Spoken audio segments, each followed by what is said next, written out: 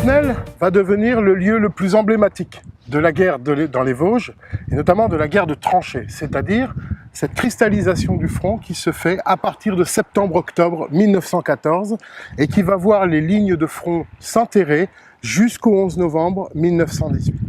Les combats sur ce secteur, sur cette butte, cette colline de la Fontenelle, s'inscrivent à l'été 1915. D'abord le 23 juin 1915 par une attaque allemande qui profite d'ailleurs de l'absence d'un des deux régiments qui gardent ce secteur, un régiment qui a été appelé donc sur le Hartmann-Wieler Kopf,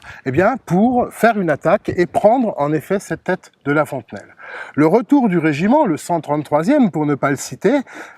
quelques semaines plus tard, va entraîner le montage d'une contre-attaque dès le 9 juillet suivant, donc le 9 juillet 1915, qui, tout le mois de juillet 1915, va entraîner la recapture de l'ensemble de la zone perdue par les Français au mois de juin, et même un petit peu plus, puisque l'ensemble des troupes allemandes qui étaient sur cette tête de la Fontenelle, va en être chassé, donc pour que cette tête ne soit plus jamais reconquise par l'armée allemande. Donc grande victoire française d'un côté, grande défaite assez traumatique d'ailleurs pour les troupes allemandes qui étaient en ligne, et à l'issue, la guerre, à nouveau, se repose. Ce qu'il reste aujourd'hui des combats de la Fontenelle, en fait, c'est cette vaste nécropole. Ici, comme à Notre-Dame de Lorette, l'autorité a pris le pied de créer cette nécropole, ce qu'on appelle la nécropolisation des cimetières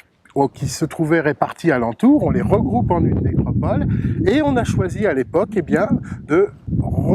les remettre directement sur l'ancien champ de bataille. De fait, nous avons une nécropole sommitale comme à Notre-Dame de Lorette, c'est-à-dire qu'en fait elle est visible de partout autour. Elle répond aux critères du caractère ostentatoire des nécropoles qu'ont voulu les autorités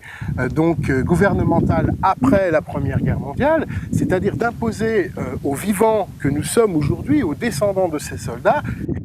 le regard permanent sur leur sacrifice par l'implantation d'une nécropole visible de partout.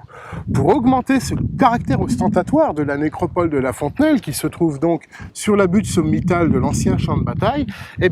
on crée en 1925, on inaugure en 1925 un monument phare qui est le monument d'Émile Juste Bachelet, qui est un sculpteur issu des Beaux-Arts, né à Nancy en 1892, et qui va donc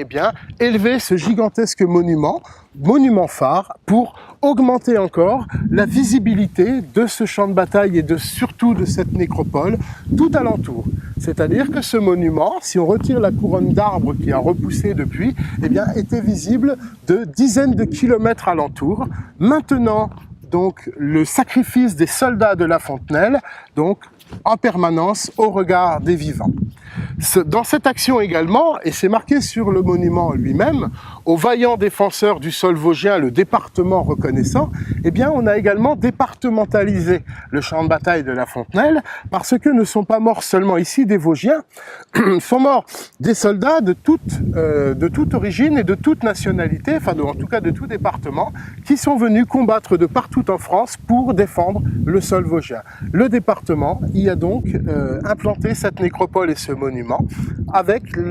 dans le souvenir de l'ensemble de la collectivité vosgienne pour ces vaillants défenseurs.